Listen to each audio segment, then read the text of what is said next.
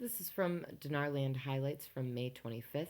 Okay, Militiaman KTFA article quote, Finance Minister agreement to activate the electrical connection between Iraq and Saudi Arabia. The move that supports their Article 8 compliant in business, in my opinion. They cut off Iran and Iraq's electricity dealings yesterday.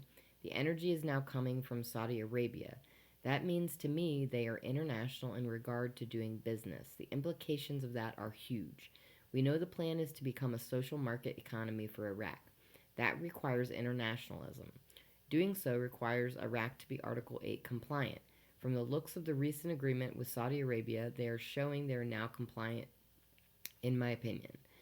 The meetings with the finance minister, aka deputy prime minister, has me thinking they are or may have brought on or now bringing the real effective exchange rate to the neighboring countries.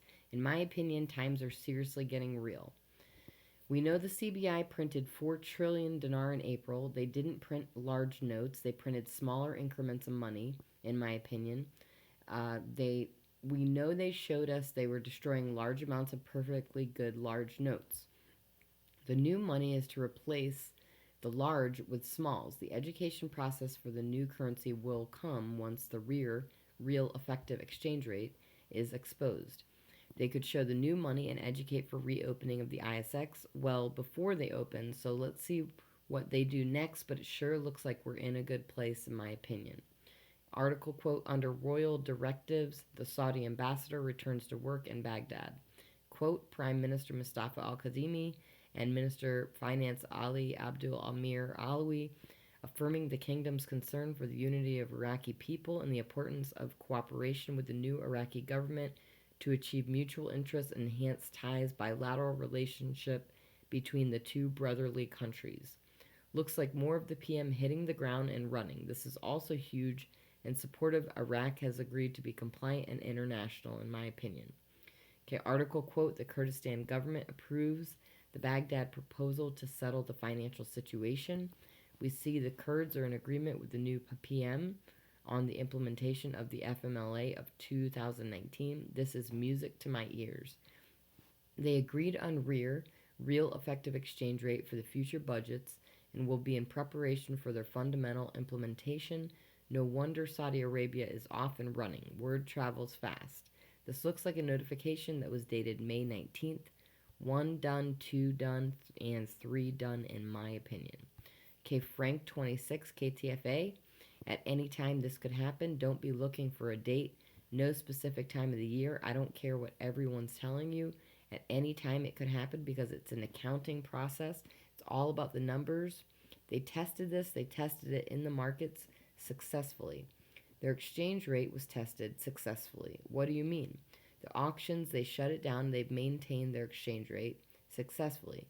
They proved themselves. They proved themselves to be worthy to go international, to have the value to their currency lifted by the Fab Four. Therefore, they are a go. They're ready to go. Okay, foot forward. Vietnam increases reference exchange rate. Article Hanoi, the State Bank of Vietnam on Monday, May 25th, set the daily reference exchange rate between the Vietnamese dong and US dollar at 23,257 Vietnamese dong per US dollar, up 15 Vietnamese dong against the last working day of the previous week. It's telling us they have a good economy and that the dong went up less than 1/10 of a penny. It's good to hear reports of their economy, but this doesn't change anything for us at the moment. Okay, from Pimpy. When I say Iraq or Vietnam are a long term investment, you're misunderstanding what I'm saying, so I want to clarify this.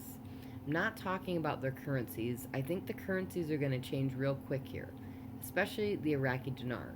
As a matter of fact, I can make a bold suggestion, and that is our time this year, 2020. Our time is this year, 2020. There's no doubt that the Iraqi dinar rate will change in 2020. I feel very confident about that. And then I say, oh, these two countries you should consider long term. People are like, oh my God, Pimpy's saying it's going to be 5, 10, 15 years down the road for their currencies. No, I'm not talking about the currencies. I'm considering Iraq and Vietnam as long term outside of their currencies. as long-term investment opportunities. There's just so much growth potential there. When Al-Qasimi got in office, I was hoping he'd be whipping butt, but I had no clue this guy was going to accomplish what he's accomplishing, and he's done it all in such a short period of time. And that's all for now. Thanks for tuning in.